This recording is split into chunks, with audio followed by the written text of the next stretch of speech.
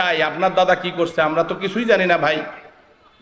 তোমার দাদা কোনটায় আসলো, তোমার বাড়ি কোনটায় আসলো, তোরা কেউ আবার আতাউর রহমান দাদাকে না ওর দাদার খবর হারা জানি না, ফির মোর দাদার খবর করে বেড়াচ্ছে। চিন্তা করছেন ব্যাপারটা?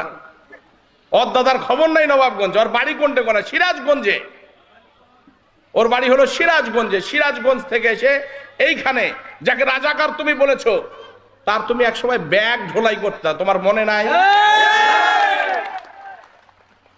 যাকে তুমি রাজাকার বলার চেষ্টা করছো তার জুতা তুমি ঢোলাই করতে একটা সময়। তোমার বাবা কোন চেয়ারম্যানের লাঠিয়াল ছিল এটা বিরামপুরের মানুষ জানে, এই দাউদপুরের মানুষ জানে। আর তুমি আমাকে বলো রাজাকারের সন্তান। আমার বাবা মুক্তিযুদ্ধের ট্রেনিং না নিয়ে এসে রহিম খানকে ওই খোসলামপুরের মধ্যে তার 303 রাইফেল নিয়ে 3 জন মিলে একাই মেরে ফেলছে ওই খানকে। কোনদিন মুক্তি